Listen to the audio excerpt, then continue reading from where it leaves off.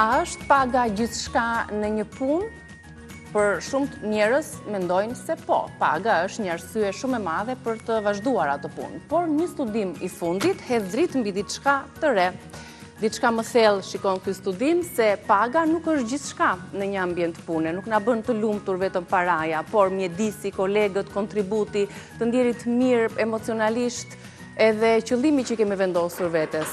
Brezat e sotëm si e zgjedhin punën e tyre në karrierën e kësaj periudhe, kësaj kohe moderne, duke u bazuar pikërisht mbi pagën e lartë, apo reflektimi në Shqipëri po flas, apo mbi të gjithë këto element që unë përmenda, duke u bazuar tek studimi më i fundit, se paga nuk është më ai qëllimi i kënaqshëm në një ambient pune, por janë disa faktorë të tjerë. Këtë studim do ta shtrojmë në realitetin ton shqiptar. Si e zgjedhim vendin e punës, mbi bazën e pagës së majme dhe të jemi të stresuar nëse ka elemente të tillë toksik në punë, në mjedis aty ku ne punojmë, apo kemi preferenca të tjera. Ky është tema, ose kjo është tema që do të bisedojmë sot me të ftuarit tanë, e po ashtu do të ndalemi tek horoskopi i muajit qershor me Jorgo Pullun për 12 shenjat e zodiakut. Kemi recetat nga Albana, kështu që le të fillojmë me një nga puna.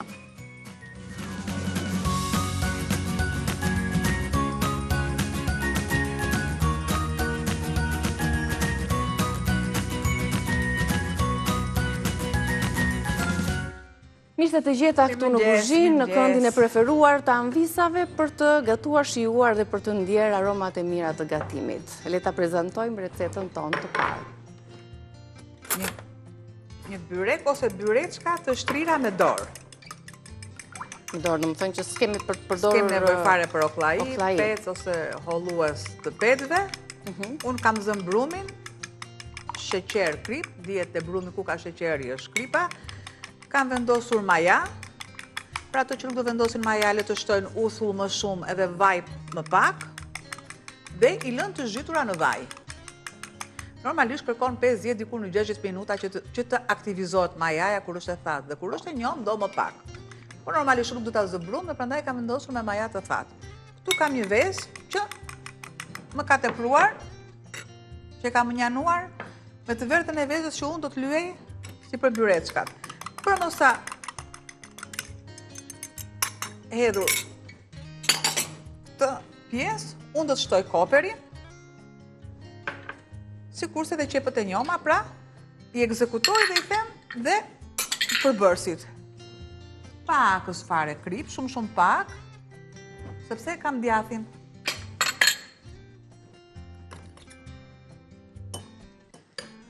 Këto do përfshihen tek brumi, tek mbushja. Pjesa jeshile e qepëve të njoma.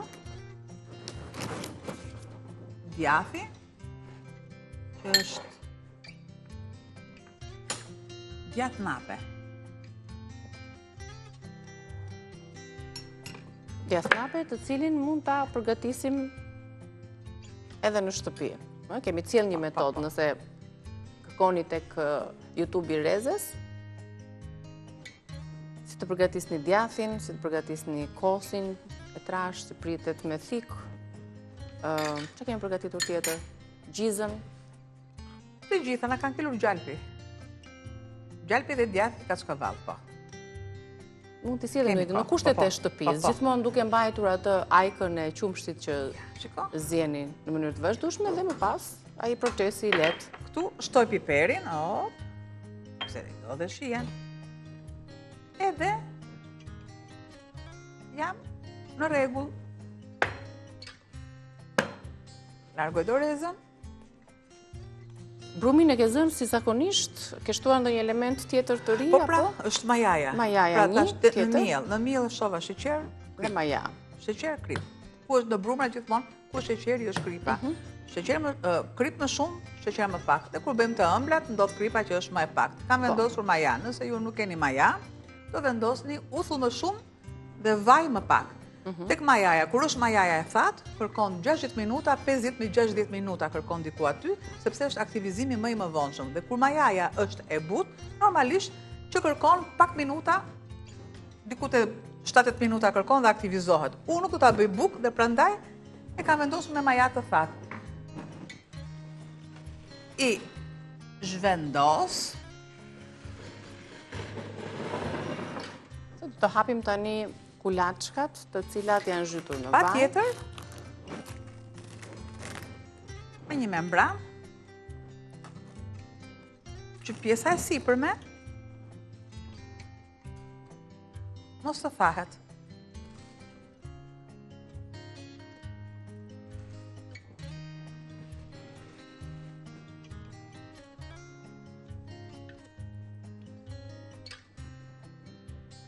Në këtë mënyrë duke ardhur, duke qenë një brum i butë, i ardhur mirë, i pushuar, i qetë, po ashtu dhe zhytja në vaj e bën shumë të lehtë që të hapen petët.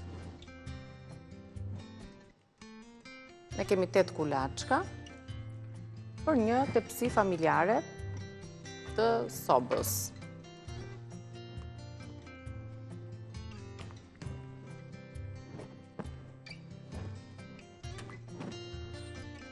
Në t'i bëj hap kështu për së gjati që të bësh atë mbështjelljen, mbushjen me qep të njoma dhe me djath nape.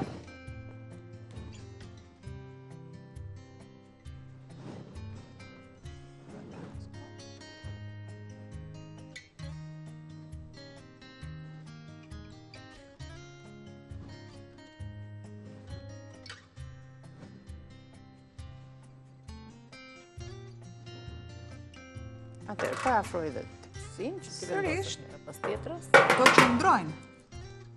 Do t'i lëmë përsëri të qetësohen, të aktivizohet edhe një herë brumi me maja, dhe më pas do t'i vendosim për t'u pjekur, do t'i lyejmë edhe me të verdhën e vezës për të marrë atë ngjyrën e kuqeremt, të artë edhe të zhëndritshme, që ja jep efekti Po të doni, ja.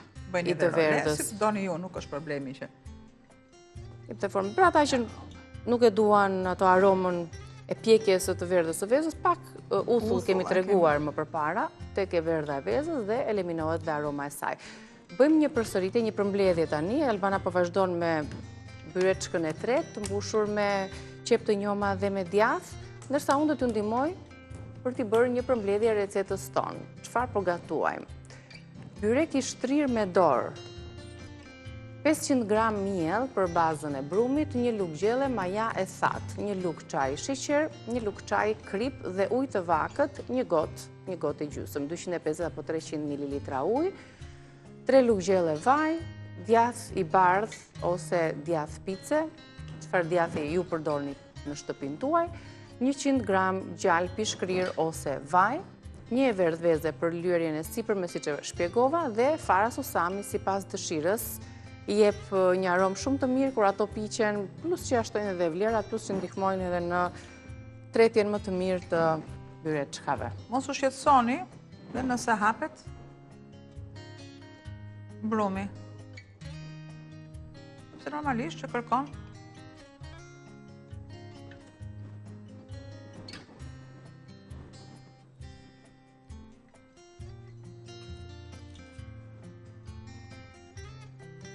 Tani që u punua, u trazua pak, e ka dhe më kollaj për t'u riardhur. Se ka bërë 60 minutin. Absolutisht. As 30 s'ka bërë. Do të vishën në 6 këtu që të merresh me zënjen, me sistemimin e produkteve, që është një punë e përditshme, jo për t'ju treguar se shisa punojmë ne, por gjithçka është në funksion të dobis më të madhe ose të qëllimit më të madh që ne kemi, të motivimit që kemi qeni ju, dhe aq më tepër kur dëgjojmë prej jush që ju pëlqejnë recetat, jeni të vëmendshme, i gatuani ato me përpikmëri, i mbani mend shumë mirë se si dhe çfarë receta sillen çdo ditë. Kjo e bën më të lehtë punën para përgatitore dhe qëllimin në ekran. E mbledhim. Janë të holla petët. Mos u shqetësoni fare nëse ja hapen këto, absolutisht jo. Pra, bëjmë formën e kërmillit. Edhe kështu po të dorë, ta bëni edhe kështu. Bilas, ja, zjatë të akoma dhe.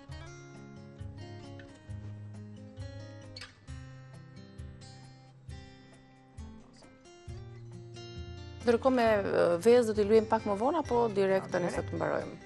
Rinë edhe. T'i lëmë të qëndrojnë edhe pak, sepse, siç e tham, na duhen që t'jenë të shkrifta në fund fare. hapen tilla. Sa më shumë të qëndroj, shikoni, pra peta e parë ishte më e vështirë.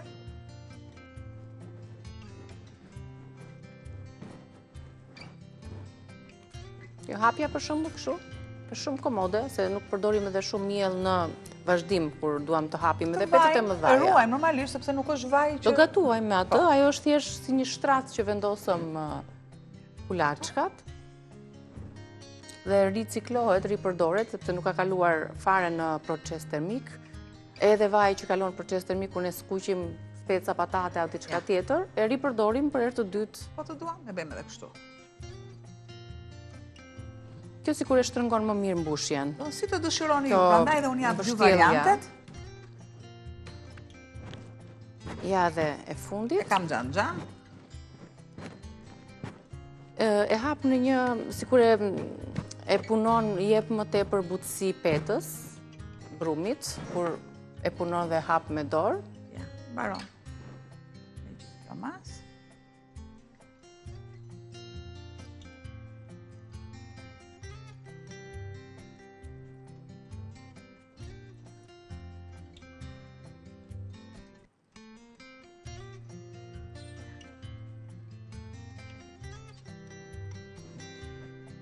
Ja dhe e fundit. Lë paksa të vinë edhe unë sa të laj duart. 8 të tilla, do t'i vendosim të pushojnë edhe pak, se është shumë i rëndësishëm ky proces, jo direkt për t'u pjekur. Do të piqen, do të kenë farat e susamit, do të kenë edhe të verdhën e vezës, dhe gati për t'i shijuar. Mund t'i shijoni kështu siç janë, pastaj mund të shoqëroni edhe gatimet të tjera në... Bëhet me mish të grirë, me patate, me spinaq, me gjithë shka, me djathë të shkrirë, pice. Siç na frymëzove dje me atë pankekun e madh, që unë e përgatita dhe çfarë nuk i hodha tjetër brenda, e përdora gjizme përzilok, me avokado, gjithashtu e bëra mbushje, disa ide. Visi të falenderoj që edhe idenë e pjesës së dytë. Nuk ishte vetëm ideja. Ishte edhe copër më të madhe dje. Po. Atëherë, opa, i largoj të gjitha dhe më duhet vetëm e verdha e vezës. Nuk i pengon për t'u aktivizuar përsëri, kështu që... Një çikë skrip, e do një çik krip.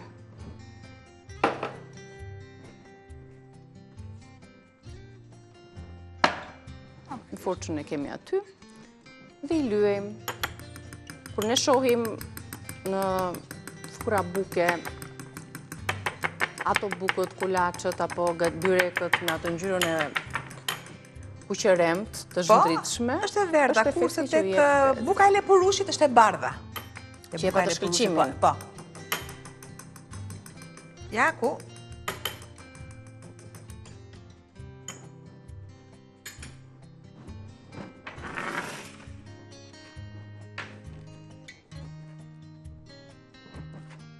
Se i kam lënë kështu. Tet janë prap. Ka, si do që ta çojë. Si do që ti lëviz të shtet janë, 8 copë. Në çift shkoj gjithmonë. Ka. Tani një person mund të konsumojë 1 apo 2 të tilla.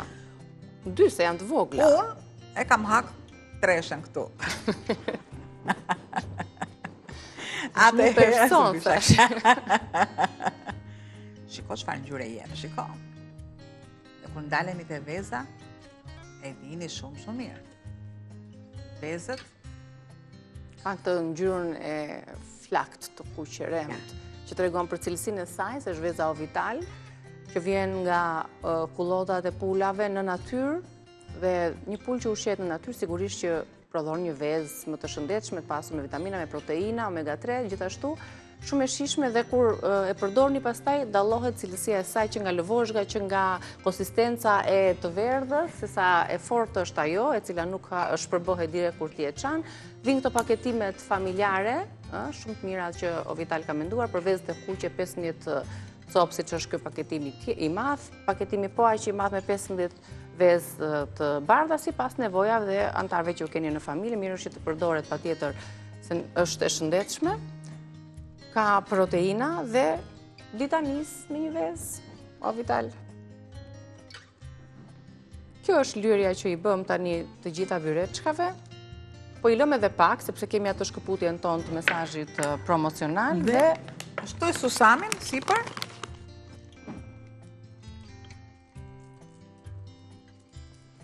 Dhe nuk ka dallim nga një furrë pjekjeje, nga një furrë buke. Nuk ka dallim.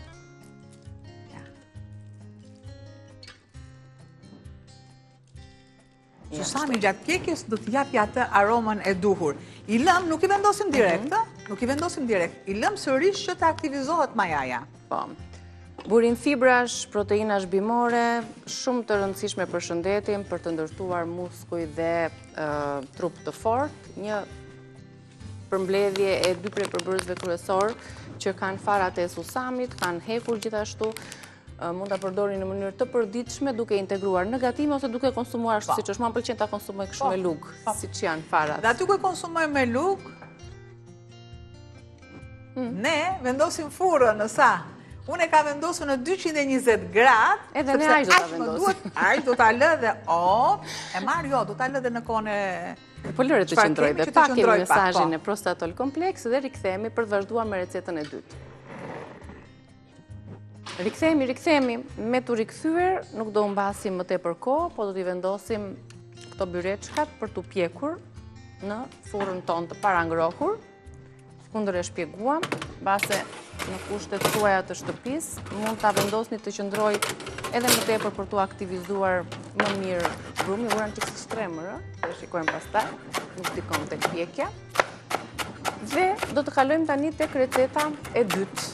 Kemi pashaqofte. Po, qoftet e pashajt, të silluar në një mënyrë tjetër, për t'i dhënë atë shirmë të veçantë të mishit të grirë që ne gjithmonë. Po, ndërkohë kemi dhe përbërësit, se çfarë e bën të veçantë të gatimit të sotëm, të recetë pashaqofe me mish të grirë dhe me salcice. Kemi marrë 300 gram mish të grirë, 100 gram salcice të freskët nga i saj, 1 kokër vezë, 1 karot, 2 lugë gjelle bishta qepësh të njoma, 1 hudhër e shtypur, 1 lugë gjelle koper e grirë, 2 lugë oriz, 2 lugë bukë e grirë, kri piper dhe piper të kuq, piper të zi dhe piper të kuq. Për salcën e pashaqofteve, do të përdorim 1 vezë, 1 lugë gjelle miell, 500 ml lëng mishi, lëngu i 1 limoni bashk me lëkurën e tij, krip piper i zi, kurkum, majdanos, koper, në varësi të aromës që doni t'i jepni në fund të salcës. Diku majdanozi i shkon më shumë se kopri, megjithatë e vendosim deri në fund. Fillojmë me punën. Majdanozi është bashkimi më i mirë, kopra shkon vetëm me spinaqi, kur vetëm spinaqi është kopër. Me kungujt po dhe në përdorimin tjetër, kur kungulli ka salcën e kuqe është majdanoz me kopër, dhe kur kungulli ka salcën e bardhë është vetëm kopër. Po. Pra janë gjithmonë këto ndryshime dhe ne nuk mund të bëjmë futi kungullit tash ti borzilok. Sepse ndikojmë tek shija. Sepse nuk e bëjmë pesto për makarona. Nëse do bëjmë pesto për makarona, vendosim borzilokun, shtojmë edhe puren e kungullit, i shkon jashtë mase. Që ti shkoj dhe që ti vi, mishit, për shembull, unë do të shtoj salcice. Kjo është njësoj në përbërjen e salcices. Kam qepën e njom që unë e kam grirë.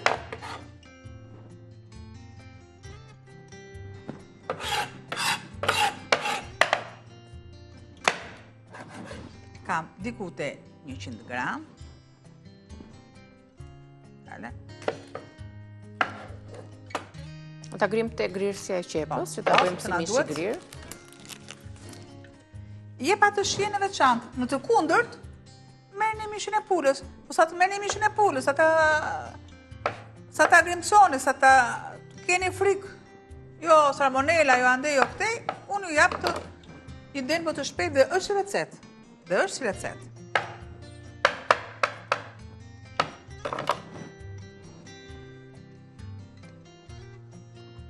Pra, her pas here, disa receta që janë tradicionale të njohura, të mirë njohura dhe të pëlqyera, duke i moderuar nga pak, i sjellin pak më ndryshe.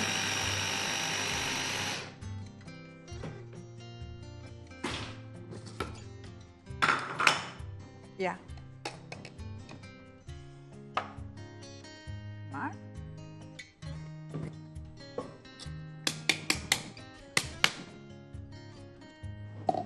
Shtoj. mishin e grirë. Janë këtë këto. Shtoj masën e një veze. Pra i largojmë që të gjitha. Do të shtoj galet. Masën e orizit. 2 lugë. Kam vënë më tepër. Do shtoj një karot. Dhe ja, nuk kam mbaruar me të gjitha produktet. Kam një thelpi hudhër.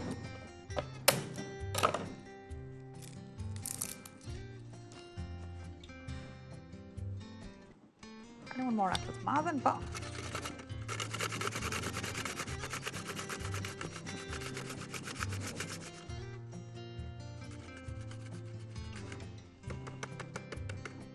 Opja. E lë këtu se do më duhet sërisht. I spostoj pak. Do shtoj specin e kuq.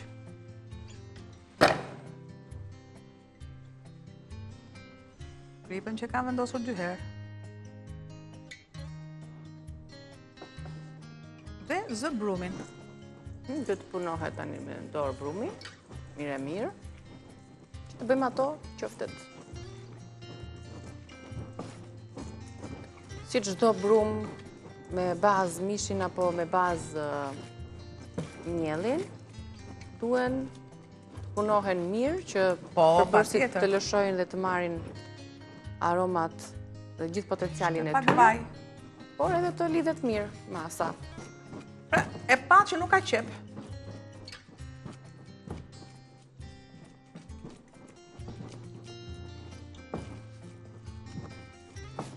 Një masë kompakte, e lidhur mirë. Është veza që e mban të lidhur këtë masë. Për thithjen e lëngjeve përdorim këtë galetën ose bukën e formuar. Edhe tërshër mund t'i vendosin që i kemi thënë, është shumë e mirë. Patjetër, sepse në përgjithësi familjet i kanë tërshërin që e konsumojnë me kosim. Deri tek tranaja, mund të shkojmë te tranaja duke bërë ato më të imët, kur nuk i kemi asnjë nga këto. Pra fillojmë me bukën e thekur, tërshërën ose tranan. Tash mos ia fusme edhe bullgurit edhe ose bullguri do shojnë shije. Tranan e mund ta kemi me perime, tranan e mund ta kemi me kos të thartë për shembull.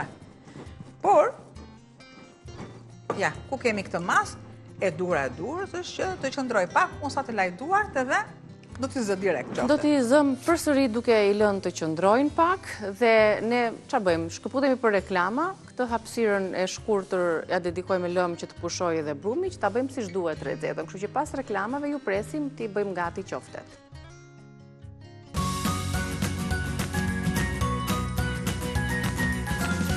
Erdhëm në pjesën e fundit të hapësirës tonë të gatimit për të vazhduar me recetën e pashaqofteve. Do t'i përmbledh edhe një produkte se çfarë po përdorim për përgatitjen e tyre, kështu që marrim edhe pak kohë për të qëndruar brumi, do t'i lëmë mjaftueshëm që të lidhet mirë. Albana do të fillojë t'i përgatisë edhe qoftet e vogla. Kemi përdorur 300 gram mish të grirë, 100 gram salcice të freskët, një kokërvez, një karot të gririmët, 2 lugë bishta qepësh të njoma, një hudhër e shtypur, koper e grirë, oriz, bukë e grirë, një 2 lugë gjelle, krip, piper të zi, piper të kuq. Për salcën, një vezë përsëri, një lugë gjelle miell, 500 ml lëng mishi, një limon të shtrydhur bashkë me lëkurën e grirë të tij, krip, piper, kurkum, majdanos, koper. Kjo është lista e produkteve të pashaqofteve me mish të grirë dhe salcice. Me të njëjtin emër do ta gjeni të hedhur edhe në kanalin ton në YouTube Reze Dielli. Hidhini një sy kanalit ton, bëni subscribe dhe zhytuni në rubrikën e gatimit dhe këshillave që vinë nga personazhet nga ekspertët tanë. Tani, do të vijmë paralelisht me punën. Me ujë ose lëng mishi. Shtoj masën e kripës. Shtoj mas piperi. Kurkuma.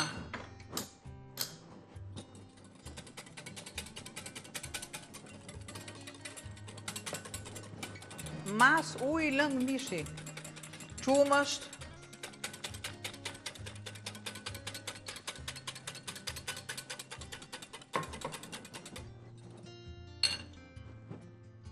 Miell misri.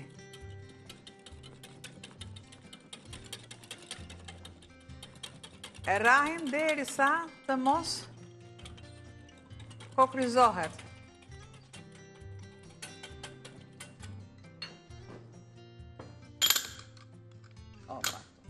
Kam lëkurën e limonit. Shumë mund të jetë laja, mund të jetë qiqra, mund të jetë bergamondo, mund të jetë portokall. Qa është agrume i shkon. Po, baza kryesore që të gjithë e kanë është një limon.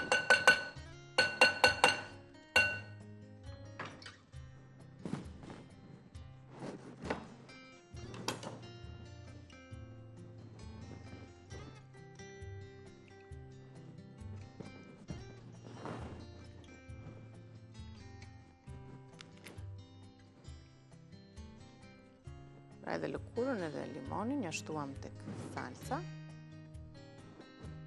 Dhe këto procese ndodhin paralelisht me qetësinë që po japim i largoj mishit të grirë brumit. Që mos të kem pengesa të gjitha. Opa, i zhvendos, ja. Tani do të përgatisim. Kjo është salca. Pra i shtuam të gjitha produktet në të. Vjen aroma e freskët e limonit. Në fund unë dështoj koperin. Qoftet, marë masën e lugës edhe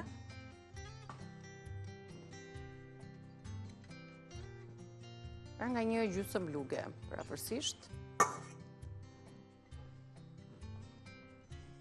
që të jenë dhe të përshtaten në një pjatë ku do të ketë lëngun edhe të... Heqimi. Ja, kanë marrë atë ngjyrën... Heqim sepse po morën edhe pak më tepër, do na dalin arapka.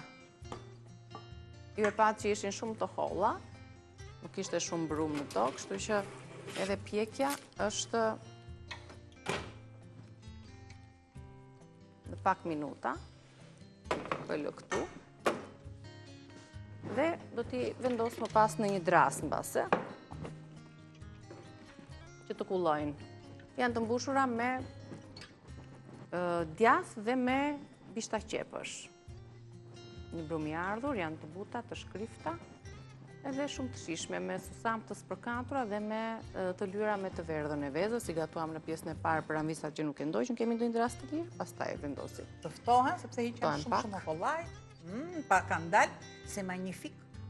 Shumë të mira kanë dalë, ose do të vendosë në një pjatë më pas, po tëftohen, dhe i lëmë në tryezën tonë. I përgatisni dhe i shijoni të ngrohta për mëngjes, i përgatisni e zini brumin pse jo dhe që në darkë, ai nuk prishet, dhe në mëngjes thjesht bëni atë mbushjen. Vendos tiganin dhe nuk i pudros me miell, ka mielli me mesit aty që po të doni dhe i pudros, nëse s'është një... Po, ajo pudrosja është bërë që të kryohet salca pak më e plot, më e trash. Por ne shtuam mielin e misrit tek salca, kështu që do ta kemi patjetër atë konsistencë. Miell orizi. Nga që është oriz këtu, është miell orizi.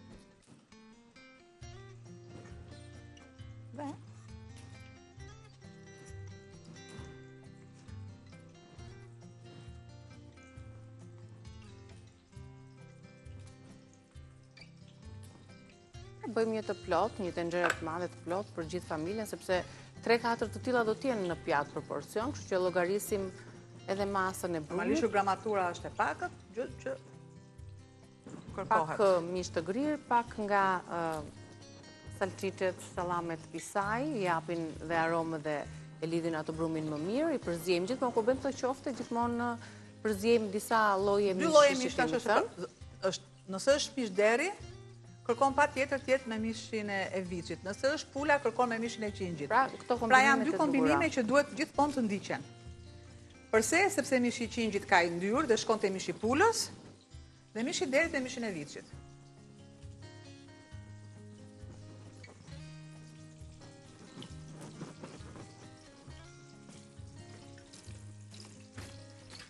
Do t'i skuqim që të sigurohemi që qoftet janë të lidhura mirë, më pas ato, sigurisht që do të zjejnë tek salca. Normalisht këtë mas kemi nesër recetë edhe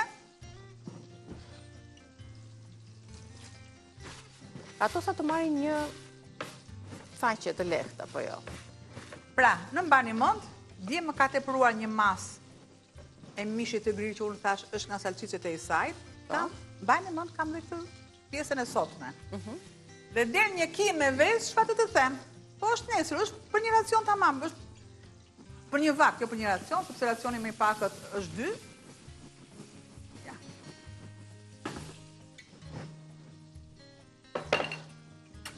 Atje ku zjejnë, ku skuqen qoftet, sigurisht do të shtohet edhe kjo salca bashkë me ujin. Do t'i lëmë që të zjejnë. Është një proces tjetër, një mënyrë tjetër e përgatitjes së pasha qofteve. Pra, i marri me të mirë. Aty ku bëhen, dhe të marrë pak kopër. Gjithmonë, pimë aromatike të freskëta.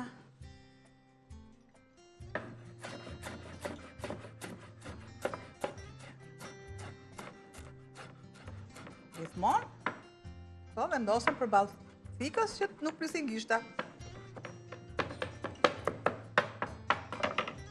Do shtoj gjysmën. Tani edhe gjysmën tjetër. Në servirje gjysmën tjetër.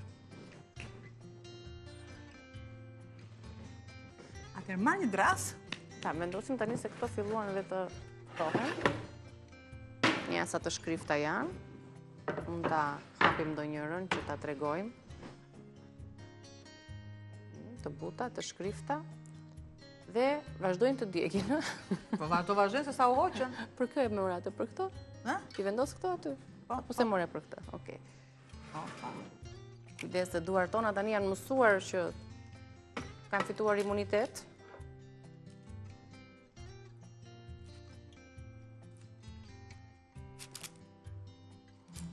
Ja, super. Imagjinoni tani t'ju vi kjo të pasat, aty ku jeni, kështu e ngrohtë siç është, dhe ta konsumoni dhe ne e shtymë se kemi punë aty tek tavolina tjetër. Çfarë tha atë poja? Që kur të vish, mos më detyro të vitet ta sjell atje direkt. I kemi lënë për pak më vonë. Një për mua, një për Niki, një për Lisi, një për Glori, një për Gabri, një për Adin, po.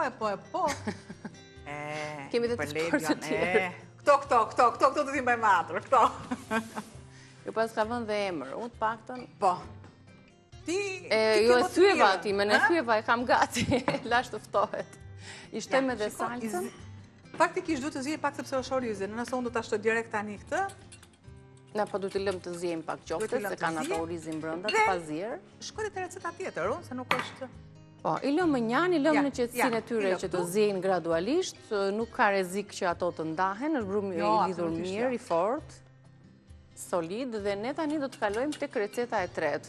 Shikoj çfarë ngjyre dhe çfarë aromash që jep koperi, jep një aromë qetësie, si çdo gatimi tjetër, sepse i tillë është edhe koperi, ka këtë veti që ka një aromë vërtet shumë qetësuese, një aromë bari, edhe nga vetë fjala koper do të thotë qetësi, kështu që ndaj edhe është vendosur si emër.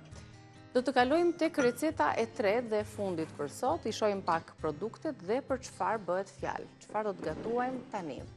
Gjell me mish të grirë, patate dhe karota.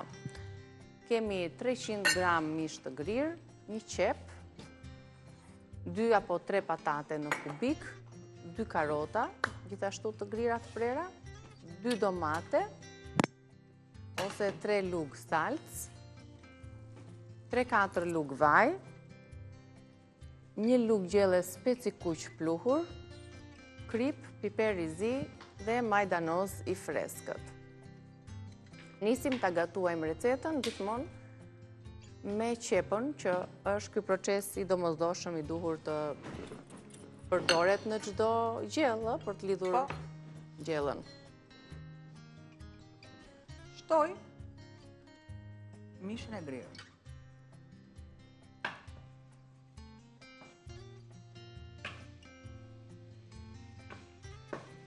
Në këtë gatim, mishi i grirë duhet të jetë një lloj vetëm.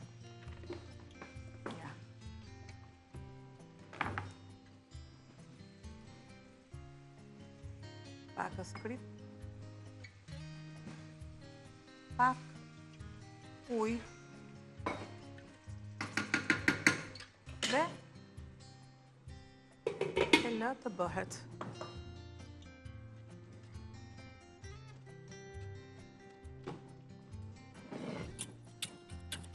Ka momenti tani që ti shtojmë qofteve edhe salsën që përgatitëm. Me vezë, me lëngu me mishit, me kurkum, krip, piper të zi, limon dhe lëkur limoni, dhe merr dhe këtë aromën dhe ngjyrën e bukur të verdhë, të artë, duke i shtuar dhe duke i dhënë akoma më tepër shije lëngut, po ashtu edhe qofteve që përthithin lëngjet aty. Do shtoj vetëm një lugë gjallë, thjesht sa për aromë. Po.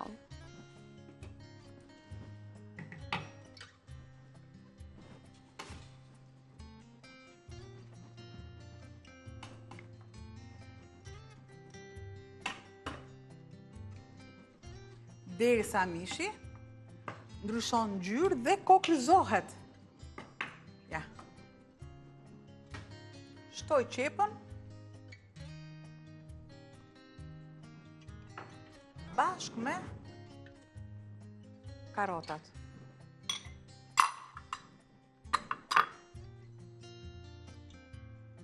Pak piper, sepse themi që shija rregullohet në fund. Patjetër që karotat në disje dhe patatet në çfarëdo lloj forme ju, sepse nuk mund t'i prini në disje patatet, por të vendosura në ujë me krip.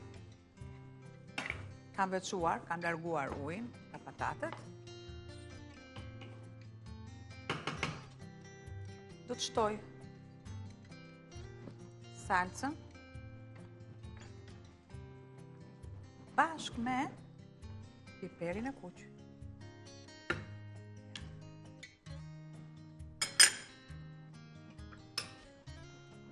Japim një tretshmërinë të ngjyrës, dhe më pas fillojmë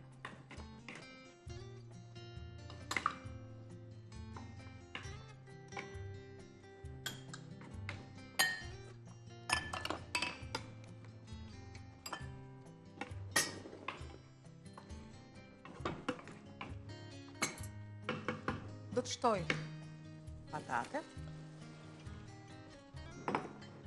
dhe mas kripe sërisht.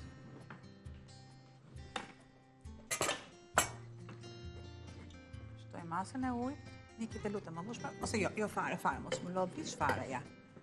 Kam. E mbuloj, jo tërësisht, shiko, ja. Kjo është masa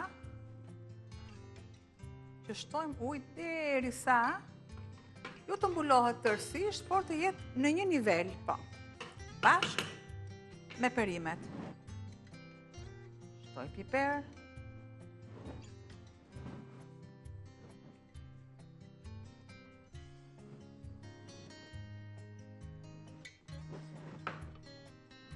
Dhe e lëm që të zjej, largoj të gjitha që të, kështu që një 15-20 minutësh i duhen patateve për të zjerë.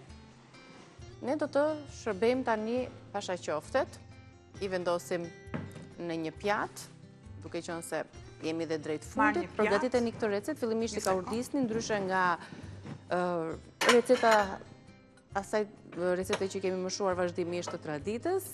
Kemi shtuar 2-3 element, po edhe pak nga mënyra e përgatitjes e kemi ndryshuar disi për të marrë një ngjyrë tjetër, një shije dhe një aromë, duke shtuar dhe kurkumën, sepse është shumë rëndësishme ta theksojmë këtë pjesë, duke i dhënë këtë ngjyrë të artë fantastike.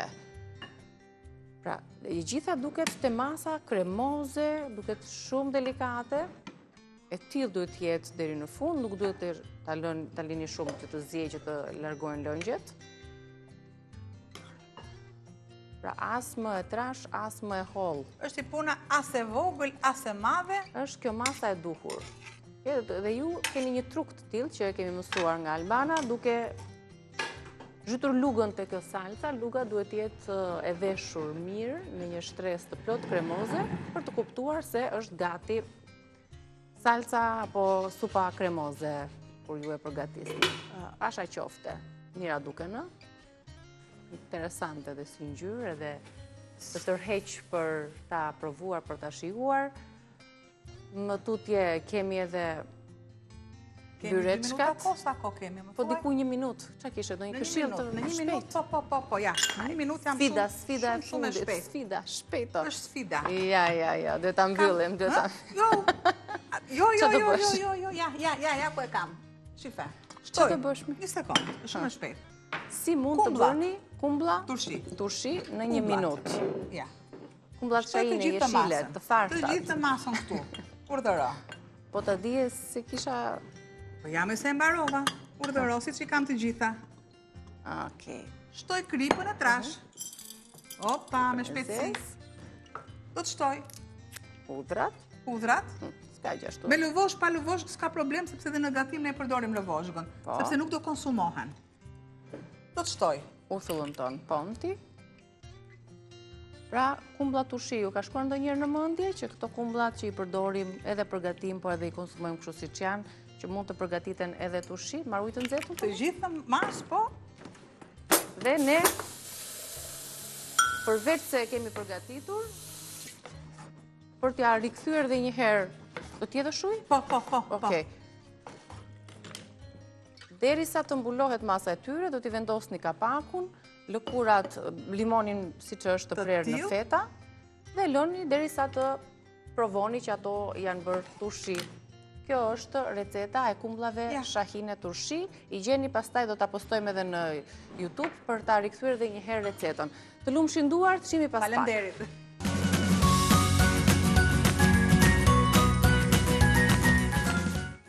A është pagesa paga gjithçka në një punë?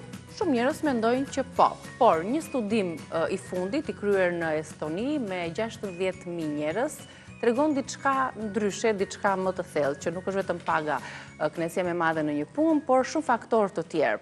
Për të diskutuar se cilët janë këta faktorë dhe si ky studim përshtatet, përputhet me realitetin tonë dhe çfarë mendojmë ne në përgjithësi për punën që bëjmë, për kënaqësinë që marrim, a është puna ajo që duam që bëjmë dhe a është paga në një kënaqësi më vete ose prioriteti në zgjedhjen e punëve tona, apo brezi i ri çfarë mendon përballë një pune të re.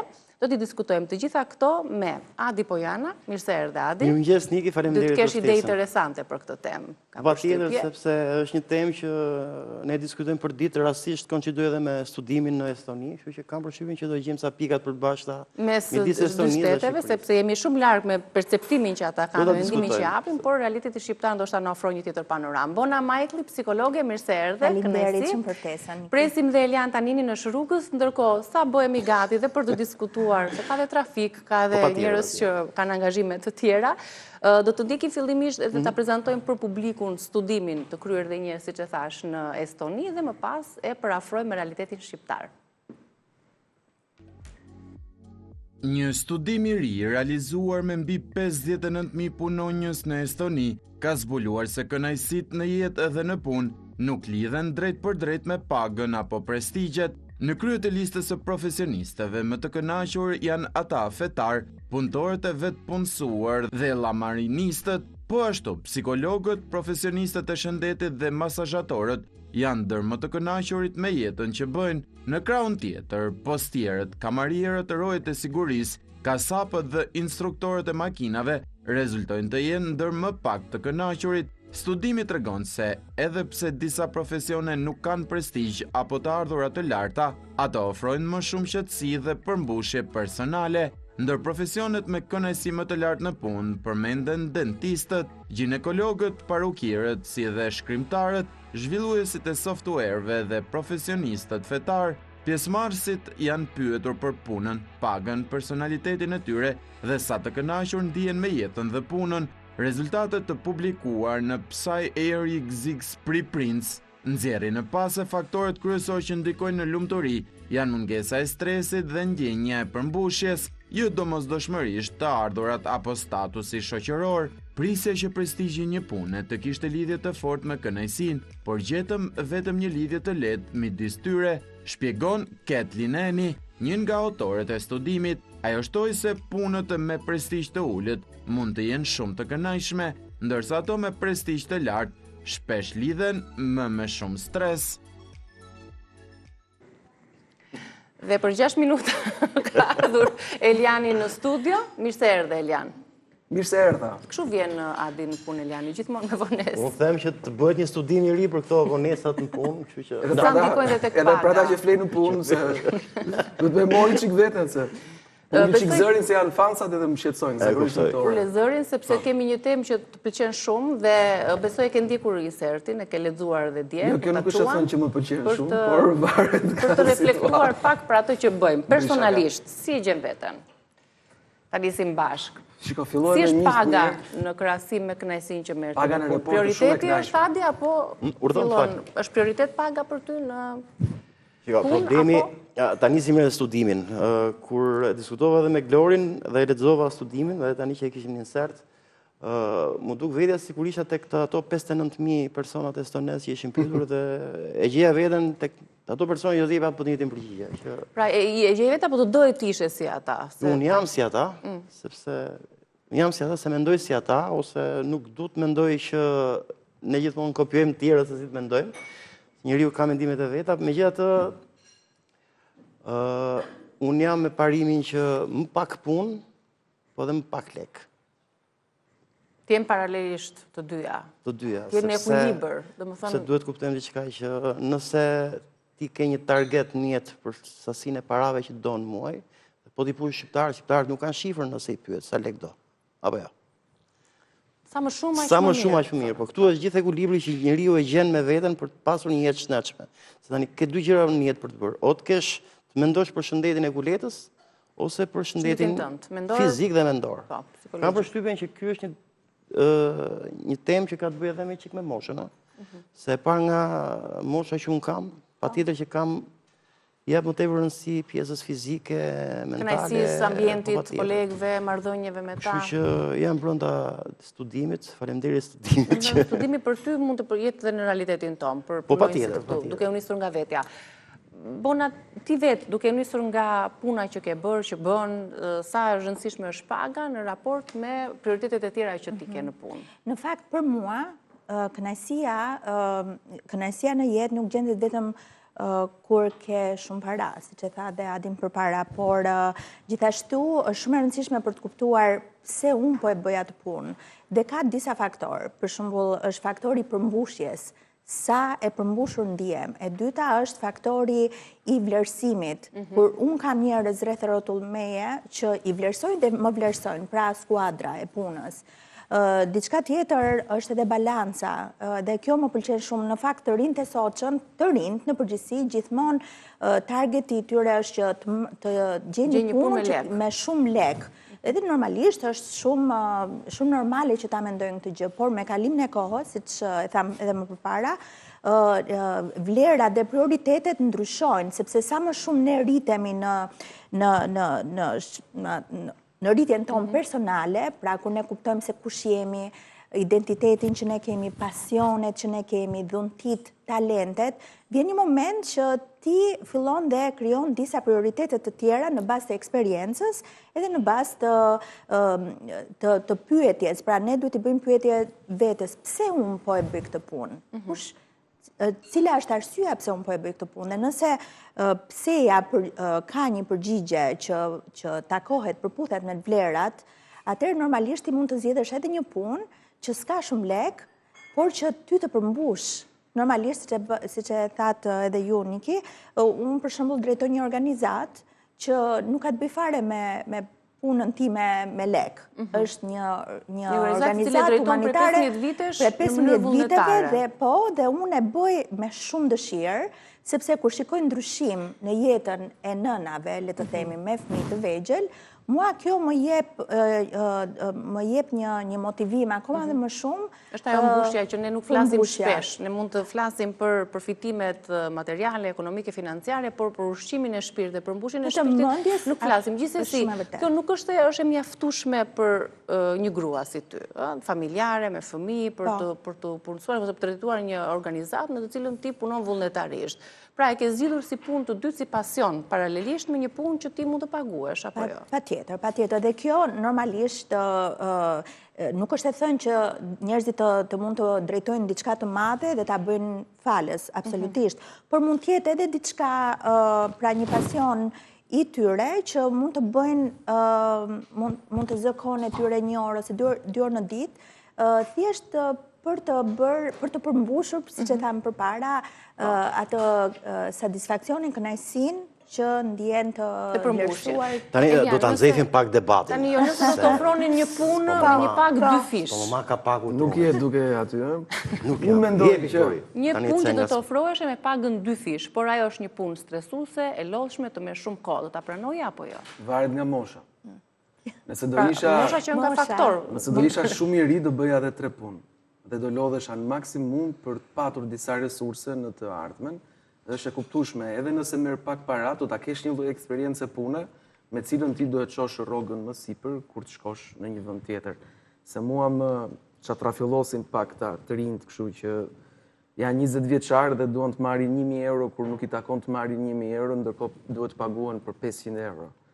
Edhe a thot ai ose ajo që unë jam shumë i aftë, ndërkohë kur e ul në tastier, çalojnë gjërat që në çastin e parë. Unë nuk mendoj që një shumë i aftë duhet paguhet shumë pak që në çastin e parë të punës, sepse ti ja ke parë CV-n, ja ke parë materialet, qofshin ato vizuale ose jo. Por ajo që është e rrezikshme sot për sot në shoqërinë tonë që unë e shoh vërdall, edhe te miqtë e mi që kanë institucione të rëndësishme që japin paga të mëdha, është që rrogat janë rritur, është ullur cilësia e rendimentit të punës. Ndërkohë ka dhe nga ata që cilësinë e punës e kanë njësoj, po pagat i kanë disi.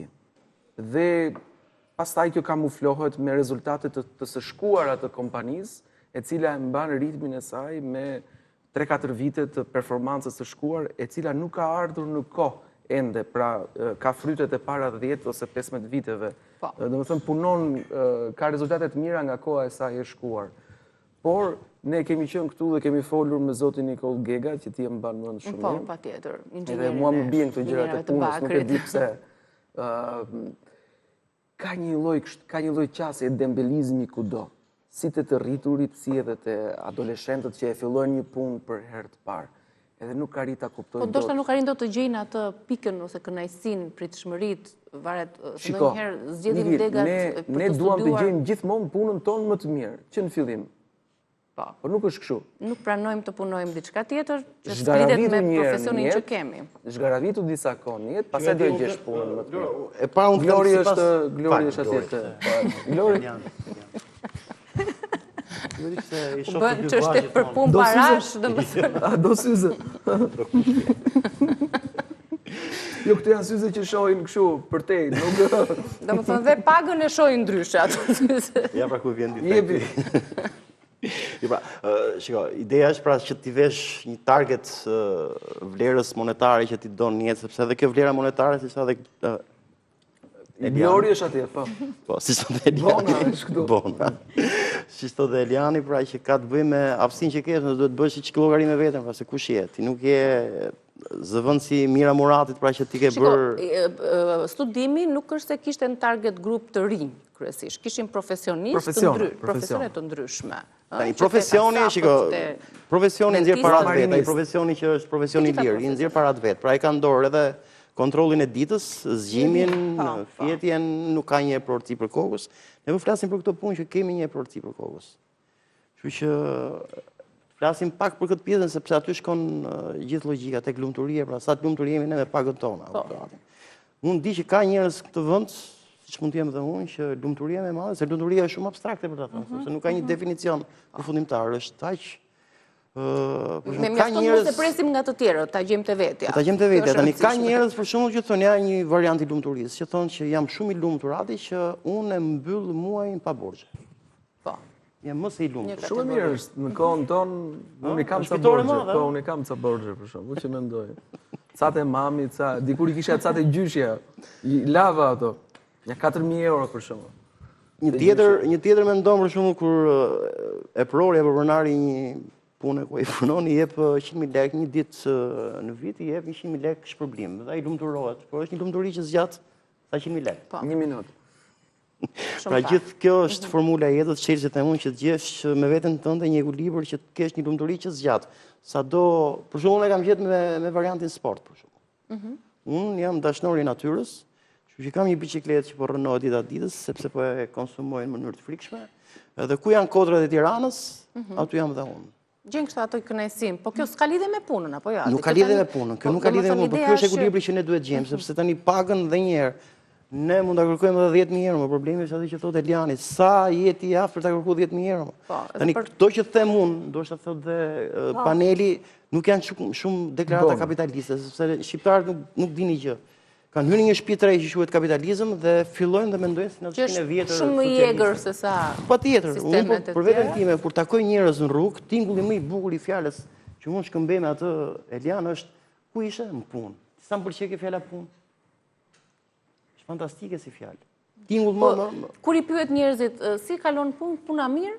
Hajt më çka. Po çfarë si ka mirë, në punë mirë, puna mirë. Është shumë kualiteti I ditës. Pra ideja është që nuk është vetëm që në fund të muajit ti merr ato paratë që ti ke menduar që do t'i merrje, por puna është çdo ditë të jetës tënde.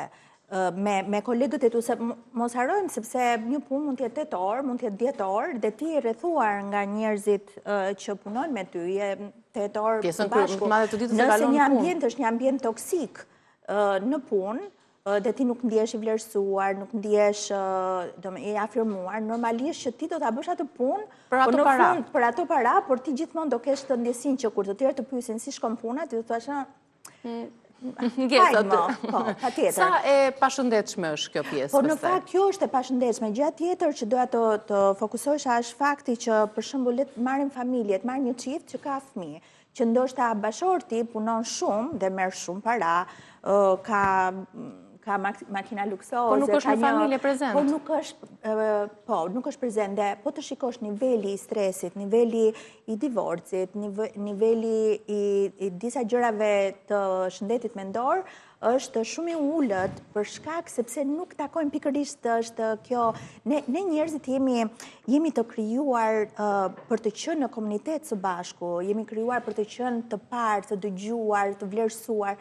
Dhe nëse këto gjëra nuk ndodhin në përditshmërinë tonë, ne do jemi njerëz që do jemi pesimist, nuk do kemi shpresë dhe lekët dhe parat nuk do të na japin kënaqësinë. Pra duhet është gjithmonë balanca, që gjithmonë duhet të shikohet sa orë a ja vlen që unë të kem gjithë të parat. Kem një sasi ose një pak të kënaqshme, por që pastaj kur unë kem në shtëpi, unë nuk kam energji për të komunikuar me bashortin tim ose me fëmijët e mi dhe normalisht që jeta do të jetë akoma më miserable. Më stresuese, kështu që po të ishte ky studimi për realitetin shqiptar, si do të dilte në fund? Shumë I bukur do të ishte të ta marrë nga ana personale.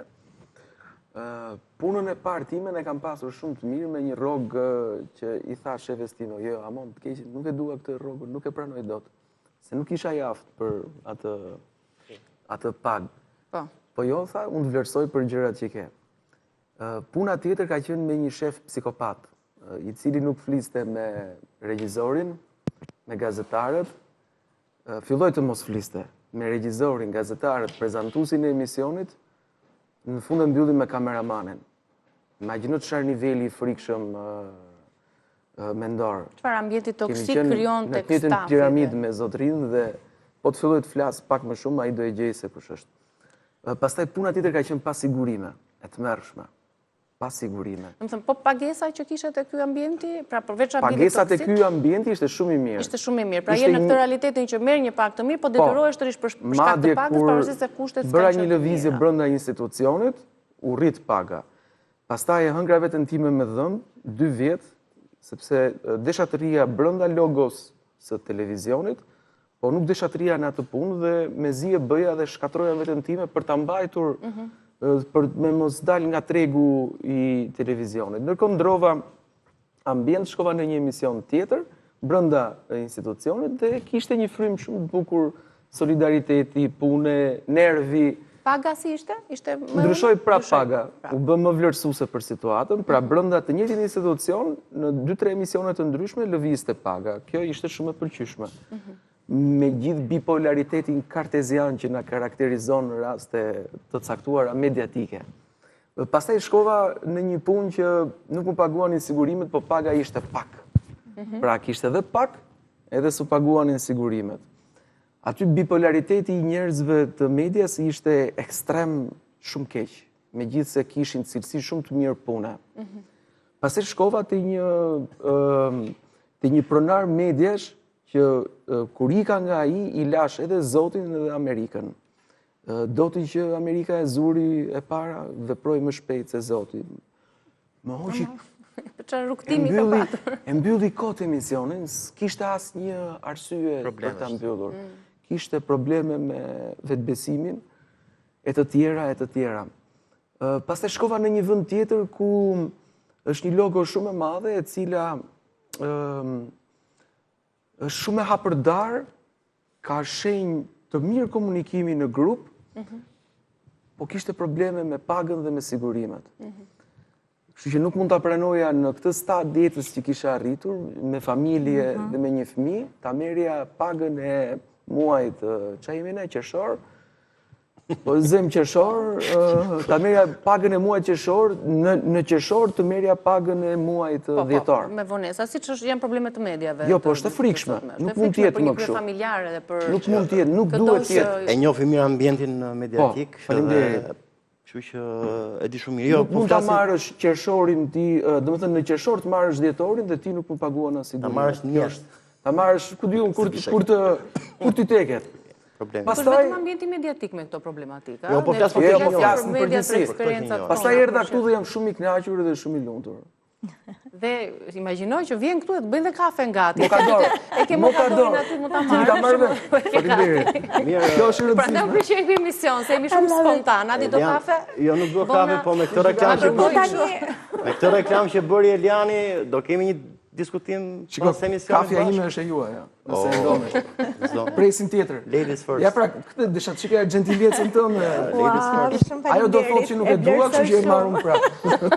Jo, e dua. I dëgjoj pak më herët këto. Gjithsesi mokador ti jep një armiqtë e jetës tonë për diçmërinë tonë janë ato që dije, pra stresi dhe pasiguria, paniku.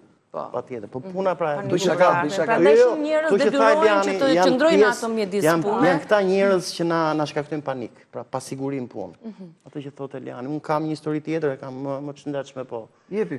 Po Eliani është pak kritik në ato që nuk jam kritik, jam realist. Realist, i thotë gjëra do të ndryshoj ky terren, se është bërë shumë i lodhshëm dhe i mërzitshëm. Është bërë stresant. Po sigurisht, për të shkuar me qef në punë janë disa faktorë aty te puna që na presin, që tek marrëdhënia me kolegët, ambienti që ke, paga, sigurimet, gjitha këto që tha Eliani, marrëdhënia që ke me prorin, janë shumë të domosdoshme. Ti shkon në shtëpi e merr stresin me veten.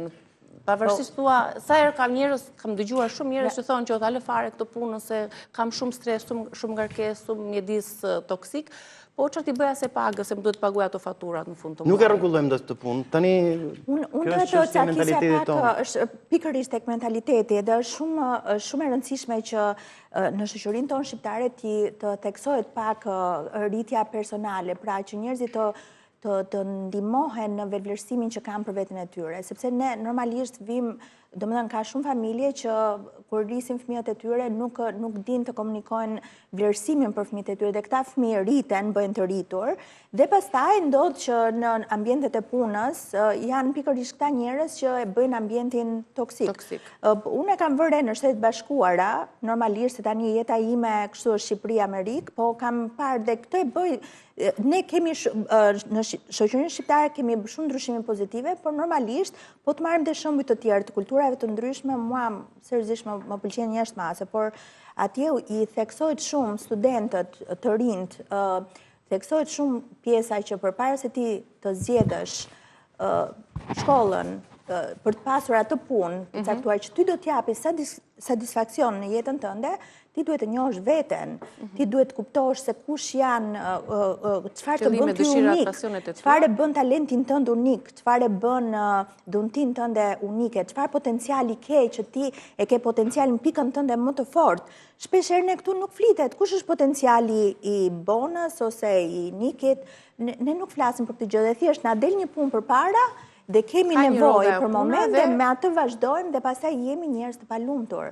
Sepse nuk japim maksimumin, nuk kemi të frytshëm në atë punë. Sa përqind e njerëzve në botë bëjmë punën që duan dhe është ajo shpreha që bëj atë punën që dua dhe nuk do të lodhem kurrë në jetë. Kështu që është më e vështirë ta perceptosh në këtë nivel. Tani më që përflisë për lumturinë, unë në ditën time e mbledh lumturinë me majën e Shiringës. Aq pak lumturi mbledhim, a kuptoj? Dhe problemi është gjithaftësia si ta menaxhoj, ta mbaj më gjatë. Por kur të hyn mendime dhe histori të halleve të punës, ajo lumturi çmontohet brenda sekondit. Dhe prandaj po them që duhet te vetja të shohim se si të menaxhojmë veten, pra se këtu është gjithë ideja.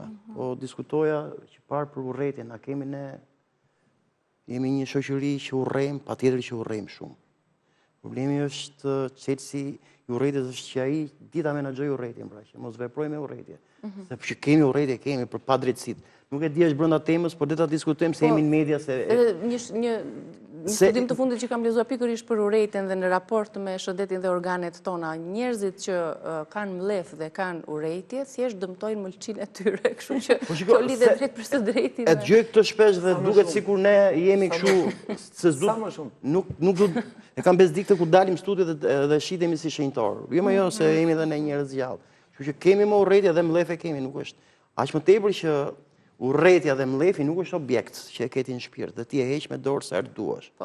Nuk është zbukurim që e ke në shpirt. Ajo është ndjenjë që vjen, po varet nga vjen, burimi i urrëtitjes nga vjen. Është i drejtë urrëtitja që ti ke për një padrejtësi që ti shef, dhe po flas pak për një gjë që edhe kur vjen koha të flasësh për padrejtësinë e dur, ja do flas për diçka me që punojmë në media. Për shkak më duket një asimetri shumë e frikshme e pagave.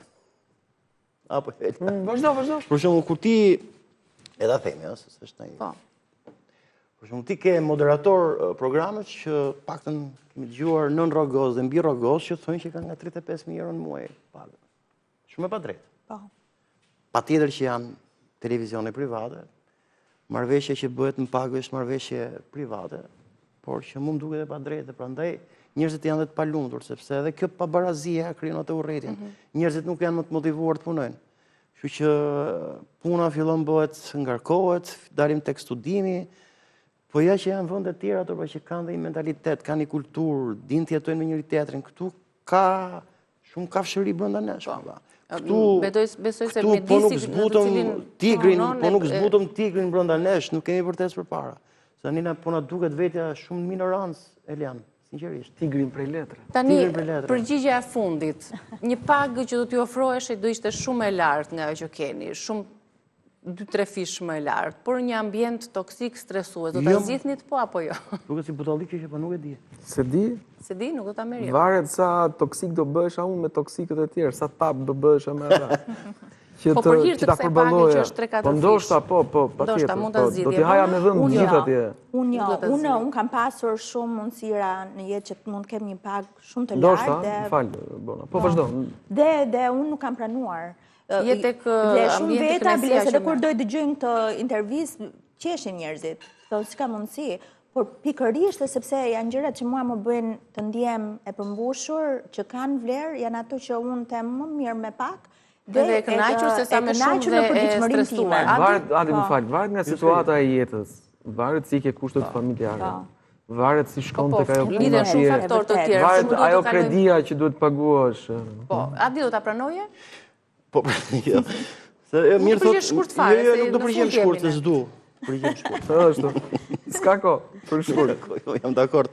Se duket jo normal në kohën që jetojmë, pra nuk, sepse në kapitalizëm duhet punosh shumë që të arrisë shumë para. Ideja është këtu që unë dua më tepër kohë për veten se sa t'i jepem punës në mënyrë të frikshme. Unë nuk kam lind i pasur, nuk di ta të bëhesh. Ai pasur do vdes rroktar.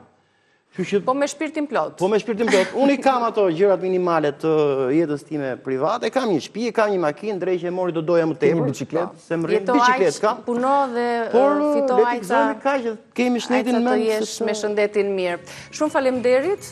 Do të shkëputemi për roft puna. Kalojmë në publicitet, rikthehemi me horoskopin e muajit qershor.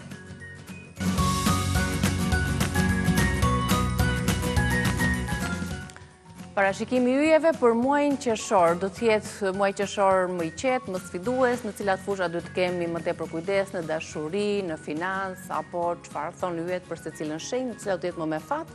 Mirë se erdhe Jorgo, bëjmë një përmbledhje fillimisht të muajit qershor dhe më pas i marrim me radhë shenjat. Po. Muaji qershor është muaj shumë i begat, do ta thosha, është shumë pozitiv, nga ndonjëherë kur na pëlqen muhabeti, jemi në një tavolin, është kënaqësi me njohjet me njerëzit tanë, me të dashur ku di unë, dhe nga e te i kalojmë pijen. Kur e te i kalojmë është problem, sepse kemi makinën, edhe duhet pasu kujdes. Pra do të thotë, kjo është një muaj me shumë gjëra pozitive shpirtërore, që është ekonomike dhe stabilizimin e tyre, por njëkohësisht nëse neve e kalojmë cakun që nuk duhet, atëherë do kemi problem serioz. Pikërisht në këtë muaj do kemi dhe ato të hapjes së sekreteve të mëdha që mund të dalin jashtë kontrollit. Do të pasu kujdes. E mira që është perfektja, por dhe pa kujdes që kërkohet. Ti fillojmë me njërë me Dashin, shenjën e parë të horoskopit. Dashi duket se në lidhje me çështjet e punës dhe të ekonomisë, sjell zhvillime në fusha kyçe.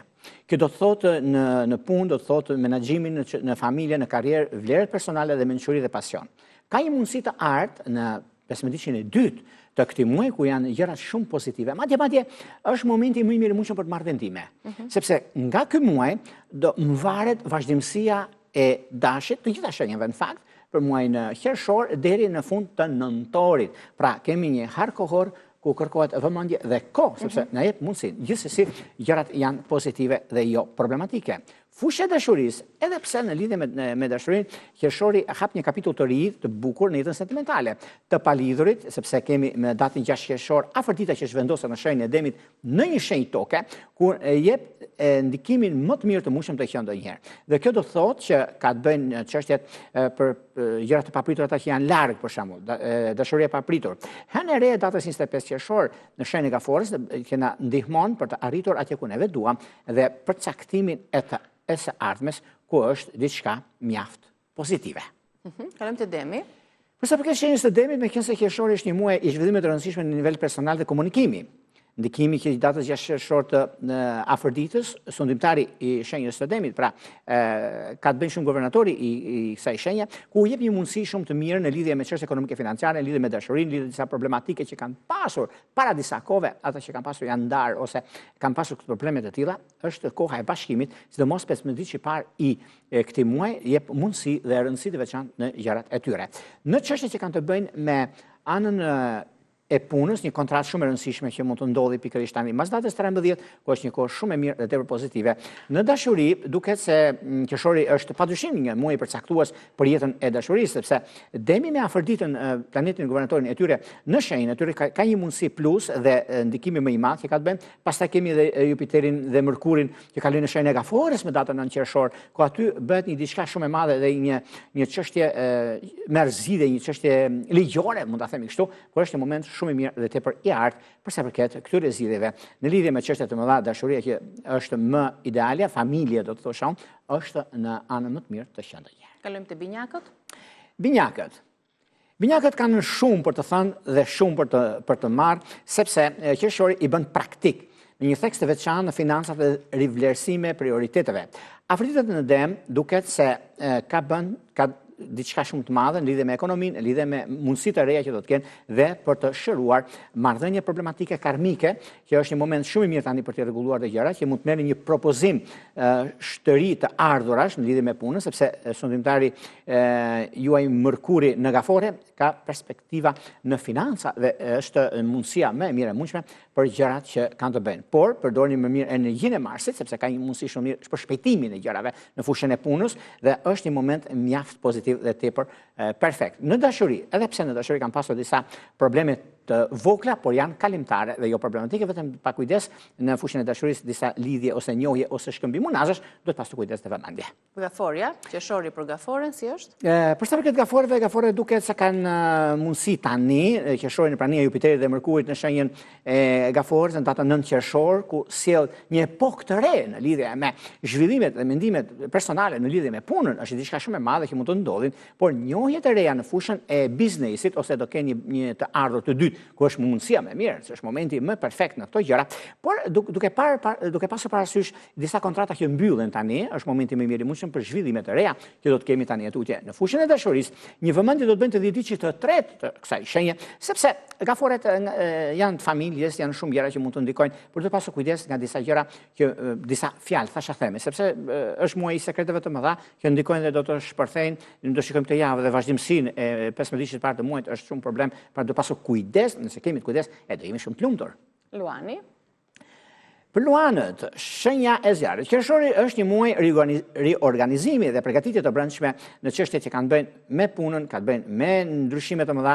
Hyrja e Afroditës në dem datës 6 qershor që favorizon shumë reputacionin, punën, karrierën dhe është një diçka shumë pozitive, do të thotë në lidhje me punën, lidhje me karrierën, lidhje me disa kontrata shumë të rëndësishme që ndodhin, por gjithë muaji është me aktivizime planetare, me hënë të re, me hënë të plot, ka diçka shumë të madhe. Sidomos Mërkuri që futet në shenjën e Luanit më datën 26 qershor, ku aty ndodhin fenomenet të rëndësishme, ku zëri dëgjohet, kontratat firmosen, çështjet e mëdha, padrejtësitë që janë bërë rregullohen dhe ka shumë gjëra të tjera. Në dashuri duhet pasur pa kujdes mbas datës 20, ku ata që kanë pasur një ndarje ose janë në një proces divorcit, mbajeni mend këtë, do rikthehen, nuk do shkojnë në divorc, edhe pse kanë pasur debate, edhe pse kanë pasur keq kuptime, pikërisht ky muaj është muaj i shërimit dhe i vazhdimësisë. Vigjiresha. Për Vigjireshën. Vigjiresha duket se qershori sjell mundësi dhe ripërsëritje të çështjeve të mëdha, të çështjeve të mëdha në fushën e ekonomisë, në fushën e ndryshimeve të mëdha.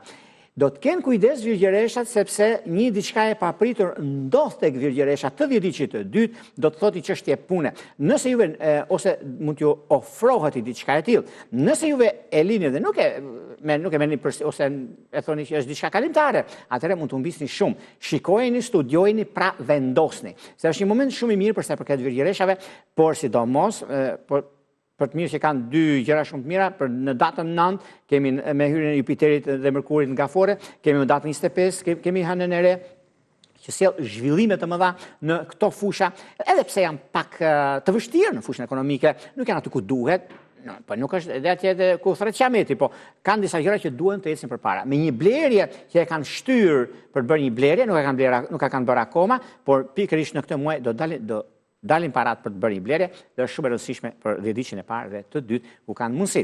Dhe gjithashtu vazhdimësia duket se është e mbarë. Në fushën e dashurisë të palidhurit ka një mundësi shumë të mirë tani, edhe pse favorizohen shumë në fushën e karrierës, në fushën e dashurisë, ata që janë larg, bashkim familjar. Por në fundit Virgjereshat vendosin vetë dhe kanë një mundësi shumë të mirë, por po ta kuptojmë mundësinë, janë aja dhe zhëja për sa përket këtyre shenjave. Peshorja. Qershori sjell në plan të parë çështjet e qëllimit profesional.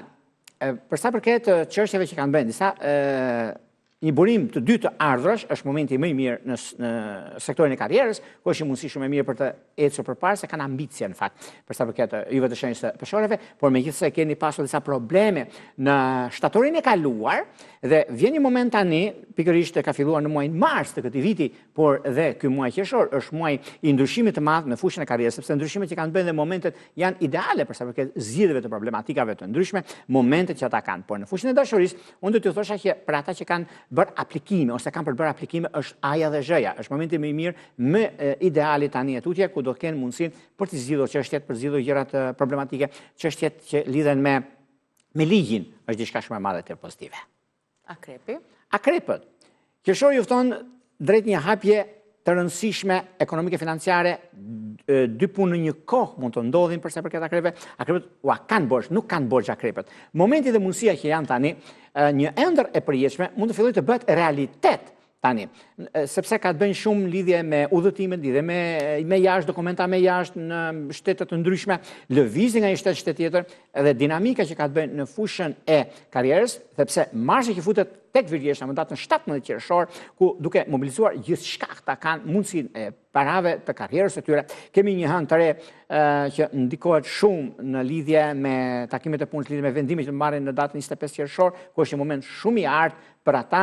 Kemi Mërkurin në Luan në datën 26 qershor, që do të thotë ekonomi, do të thotë stabilizim dhe mundësi. Njohjet e reja të palidhurit, ose kanë një njohje, ta kthejnë lidhje serioze, ma data 9 qershor, kanë ndikime favorite, 11 qershor, diçka shumë e mirë sepse hëna e plot në shijetar në datës 11, kemi dhe një hënë tre në datën 25 ku do të thotë mundësi, do të thotë karrierë, por gjithashtu filozofia e punës dhe karrierës, e shpenzimeve dhe e fitimeve do duket në datën 26 qershor e në vazhdim. Dashuria ka gjithashtu dhe një pikë kyçe në çështjet që lidhen të palidhurit, ose kanë diçka të vogël, nuk janë lidhur akoma, por do shkojnë, nuk ka fejes, por ka njohje, martesë. Kalojmë te shigjetarët? Shigjetarët duket se kanë mundësira të mëdha në fushën ekonomike dhe finansat, kanë ndikime shumë të mira në lidhje me vazhdimsinë, por gjithsesi të diçka të dytë pak vëmendje në fushën ekonomike financiare, në ndryshimet të mëdha që ata kanë. Është një moment shumë i artë sepse puna dhe karriera bën që ata të jenë korrekt me personat të tretë, kanë ndikime shumë të mira në ekonomi dhe stabilizim, rritje. Kurse në fushën e dashurisë do të bëjnë kujdes të diçka të parë dhe të dytë, sepse mund të kenë disa debate, po janë debate kalimtare. Nuk ka vend për të shqetësuar, por për të gëzuar. Britsapët duket se koha dhe momenti që është tani është që të përqendrohen në marrëdhënie që ata kanë personale, profesionale, ose i çështje ligjore mund të shtyhet, është në favorin e tyre. Mundësitë janë të mëdha sepse gjithmonë marrëveshjet që kanë të bëjnë favorizohen me hyrjen në shenjën e Virgjeshës që kanë bërë dhe shumë çështje të tjera, sidomos Marsi, Mërkuri dhe ndikimet e tjera planetare që japin këto mundësira, është momenti juaj. Në fushën e dashurisë duket se britsapët kanë shumë mundësira dhe shumë çështje të rëndësishme mund t'i zgjidhin, por njëkohësisht dhe ekonomia, sepse dashuria e ekonomia shkojnë bashkë në disa fusha dhe është një moment shumë i mirë tani për t'i zgjidhur këto gjëra dhe sidomos me hënën e plotë në shigjetar, do të thotë që ka diçka shumë madhe të datës 11, ku përsa i përket çështjeve madhore, përsa i përket vendimeve, ata janë shumë pozitiv. Dy shenjat e fundit, ujori dhe ujori. Për ujori duket se kanë mundësinë tani në 15 e parë që të nisin disa çështje pune, disa bisedime të trokasin për ata që kanë pak probleme, lidhjet që kanë bëjnë lidhjet ekzistuese ose diçka që kanë pasur debate në këtë drejtim, është momenti tani për të zgjidhur këto gjëra, por gjithashtu në fushën e një lëvizje nga puna që kanë të diçka të tretë, por është në favorin tuaj, miqtë e mi, nuk ka vend për të shqetësuar këtu sepse nuk do të kuptoni që jeni pa punë, do jeni direkt te puna e re. Në dashuri duket se gjërat janë pozitive dhe mjaft intensive, përsa i përket dhe diçka të parë dhe të tretë, sepse kanë bëjnë shumë me shenjat e ujit. Peshit duket se qershori ju sjell më afër dëshirave të vërteta, mundësi që do të ndikohen tani, pasi këndet që bëjnë planetet ju ofrojnë shumë gjëra në fushën e punës suaj, në fushën e ndryshimit të madh, në fushën e udhëtimeve, nëse keni për të aplikuar diçka mund ta bëni në 15 e parë që është diçka shumë pozitive. Madje keni mundësinë tani në këtë periudhë është koha dhe marrje vendime të rëndësishme, prandaj mos e lini pas dore sepse është momenti juaj. Në fushën e dashurisë, edhe pse në 15 e dytë keni mundësi për të rregulluar dhe stabilizuar gjërat, sepse futja e Jupiterit dhe e Mërkurit në kafore, nga data 9 jep krah dhe mundësi të reja të arta për të përfituar gjithçka juve doni dhe dëshironi. Faleminderit Jorgo, edhe kur yjet nuk janë gjithmonë në linjë perfekte, jemi ne. Jemi ne, fati është yni, ne vendosim për të, duke bërëzide të mençura, gjithmonë duke patur dashurinë përpara dhe besimin në vete, kështu që të falenderoj shumë. Po, duhet vidhe ora. Duhet vidhe ora e duhur, vendosja planeteve, si të shkundër ti ke thënë gjithmonë. Shkëputemi tani, do të ketë linjën Departamenti i Lajmeve për edicionin informativ, një ditë të bukur ju uroj, shihemi nesër.